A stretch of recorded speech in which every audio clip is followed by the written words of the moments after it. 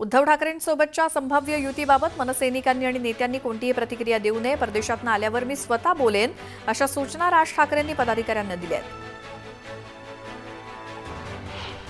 महाराष्ट्राच्या मनात जे आहे ते दोन्ही ठाकरेंनी व्यक्त केलं. ठाकरे बंधूंनी एकत्र यावं ही महाराष्ट्राची जनभावना आहे. दोघांच्याही भावना गांभीर्यानं घेऊन पुढे गेलं पाहिजे, असं खासदार संजय राऊत म्हणाले. उद्धव ठाकरेंनी एक पाऊल पुढे टाकायचं ठरवलंय. पुढे जाताना आता भूतकाळाचा विचार करायचा नाही. कुणी काहीही बोलू द्या, आम्हाला मागे वळून बघायचं नाही, असं आम्ही ठरवलंय, असं राऊत म्हणाले. राज ठाकरेंचा जन्म हा शिवसेनेतल्या गर्भातला आहे आणि सकारात्मकता ठेवा, असा संदेश उद्धव ठाकरेंनी दिलाय, असं राऊत म्हणाले. ठाकरे बंधू एकत्र येण्यावरती काहींना भीती वाटत असेल. दोन भाऊ एकत्र आल्यावर शिवसेनेच्या नशिबी शून्यच येणार आहे.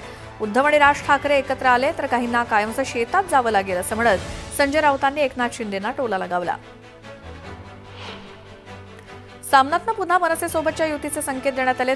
वापरा आणि फेका हेच भाजपचं राजकारण आहे. मराठी जनतेनं बोध घ्यावा आणि प्रत्येक पाऊल जपून टाकावं. विषातून अमृत निघालं तर महाराष्ट्राला हवंच आहे, असं भाष्य सामनामधनं करण्यात आलं. नाशकात ठाकरेंच्या शिवसेनेच्या पदाधिकाऱ्यांनी लावलेले बॅनर्स चांगलेच चर्चेत आलेत. उद्धव साहेब स्वतः राजसाहेबांना मातोश्रीवरती येण्याचं आमंत्रण द्या आणि महाराष्ट्राला आनंदाची बातमी द्या, अशी मागणी ठाकरे गटाकडनं करण्यात आली आहे.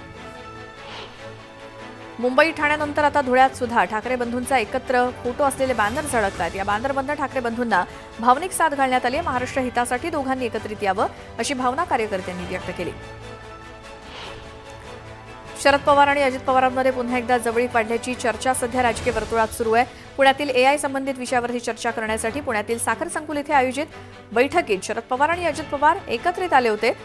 गेल्या 15 दिवसातली काका पुतण्यांमधली ही तिसरी भेट आहे. साखर संकुलातील बैठकीनंतर अजित पवार आणि शरद पवारांची वेगळी बैठक झाली. दोघांमध्ये सुमारे 15 ते 20 मिनिटं चर्चा झाली. मात्र स्वतंत्र बैठकीतील चर्चेची माहिती अद्याप गुलदस्त्यात आहे. शरद पवारांसोबतच्या भेटीवरती अजित पवारांनी स्पष्टीकरण दिलं. शरद पवार संस्थाध्यक्ष आणि मी ट्रस्टी म्हणून बैठकीला एकत्र येतो.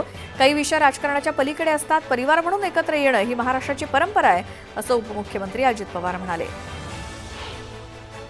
राज्यात ठाकरे बंधूंच्या मनोमिलनाचे वारे वाहत असताना दुसरीकडे शरद पवार गटाच्या रोहित पाटलांनी दोन्ही पवार एकत्र आल्यास आनंद होईल, अशी आशा व्यक्त केली.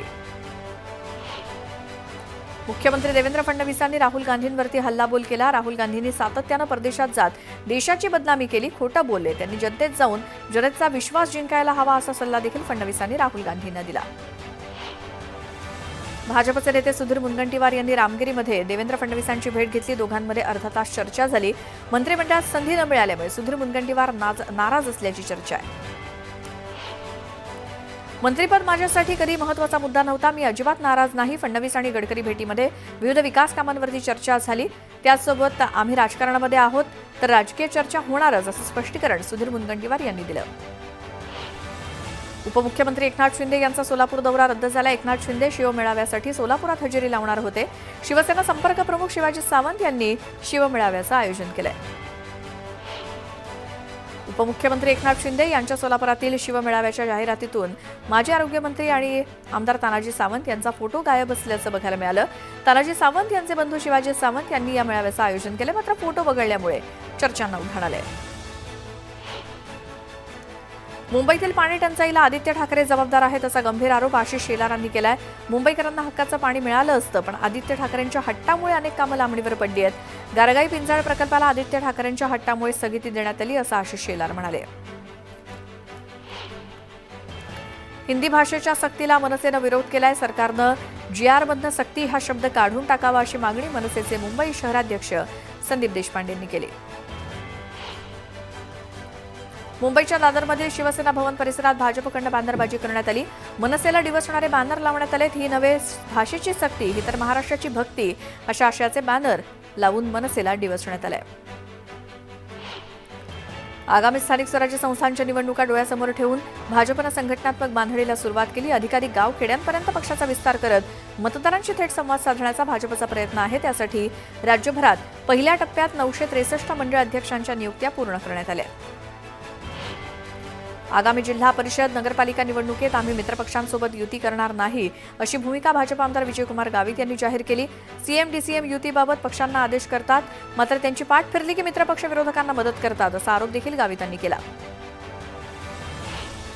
रायगडच्या रोहा तालुक्यात पुन्हा एकदा भाजपच्या रोहा तालुका अध्यक्षपदी अमित घाग यांची निवड झाली आहे। यावेळी कार्यकर्त्यांनी त्यांचं जोरदार स्वागतही केलं। एकमेकांना पेढे भरवत फटाके वाजवत जल्लोष करण्यात आला।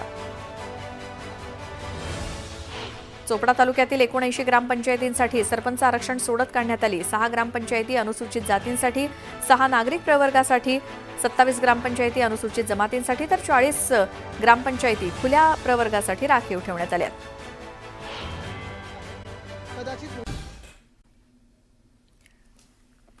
आणि आता या बुलेटिनमध्ये आपण काही वेगवान स्वरूपातल्या बातम्या बघणार आहोत। सुरुवात करूयात महत्त्वाच्या बातम्यांनी।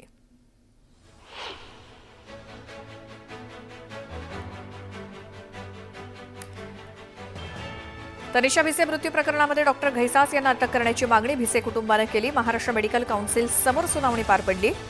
तनिषा भिसेचं कुटुंब सुनावणीसाठी हजर होतं तर डॉक्टर घैसास गैरहजर होते। महिलेची खासगी माहिती रुग्णालयाकडून प्रसारित करण्यात आल्याच्या विरोधात भिसे कुटुंबियांनी तक्रार केली। तनिषा भिसे मृत्यू प्रकरणानंतर राज्य सरकारनं मंगेशकर रुग्णालयाला दणका दिला। या प्रकरणी गरीब रुग्णांसाठीचा धर्मादाय निधी शिल्लक असतानाही पैसे मागितल्यामुळे मंगेशकर रुग्णालयाला 10 लाख रुपये दंड ठोठावण्यात आलाय।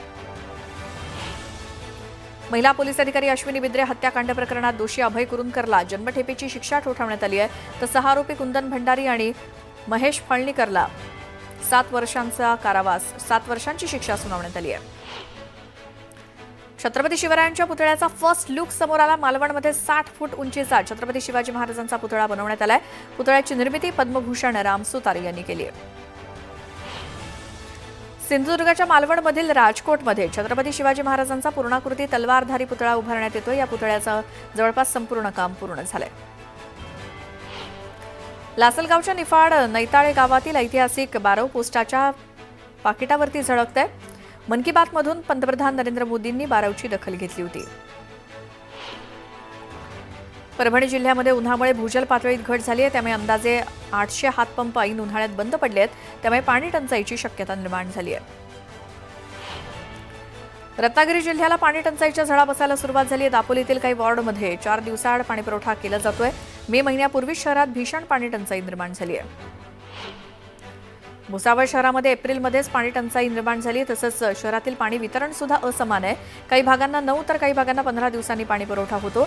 नियोजनाचा अभाव असल्यामुळे नागरिकांनी नाराजी व्यक्त केली।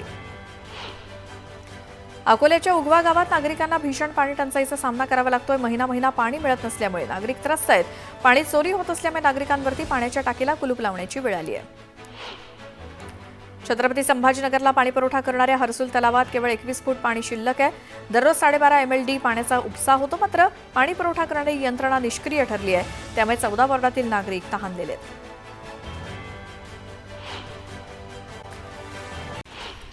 नंदुरबारमध्ये 100 रुपयांचा स्टॅम्प मिळत नसल्यामुळे नागरिकांना नाईलाजाने 500 रुपयांचा स्टॅम्प खरेदी करावा लागतोय। त्यामुळे मोठा आर्थिक भुर्दंड सोसावा लागतोय। यावरती तातडीने उपाययोजना करण्याची मागणी नागरिकांनी केली। बुलढाण्याच्या देऊळगाव राजा तालुक्यातल्या मोतीसिंग परिहार यांचा हृदयविकाराच्या झटक्यानं मृत्यू झाला। ही बातमी त्यांच्या पत्नीला समजताच त्यांनाही धक्का बसला आणि या धक्क्यानं त्यांच्या पत्नीचाही मृत्यू झाला। एकाच चितेवर दोघांचेही अंत्यसंस्कार करण्यात आले। परिहार दाम्पत्याच्या निधनानं संपूर्ण गाव हळहळलं। अमरावतीच्या जिल्हा सामान्य रुग्णालयाचा गलथान कारभार चव्हाट्यावर आलाय। रुग्णाच्या नातेवाईकांना हातात सलाईन धरून रुग्णाला रुग्णालयात नेलं तर स्ट्रेचर आणण्यासाठी सुद्धा नातेवाईकांना सांगण्यात आल्यामुळे तीव्र संताप व्यक्त होतोय। जळगावच्या धानवडमध्ये तहसीलदारांचे आदेश असताना सुद्धा तयार केलेला रस्ता शेतकऱ्यांना खोदून नुकसान केलंय। रस्ता खोदून नुकसान करणाऱ्या शेतकऱ्यावरती गुन्हा दाखल करण्यात आलाय। पोलीस तसंच महसूल प्रशासनाकडे सुद्धा तक्रार करण्यात आली। जळगावच्या चिंचोली इथल्या 1.5 वर्षांच्या चिमुकलीचा शुभंकरोती कल्याणम श्लोक म्हणतानाचा व्हिडिओ सोशल मीडियावरती व्हायरल झालाय। न अडखळता श्लोक म्हणणाऱ्या इशिता हर्षल वंजारी या चिमुकलीचं सोशल मीडियावरती कौतुक होत आहे।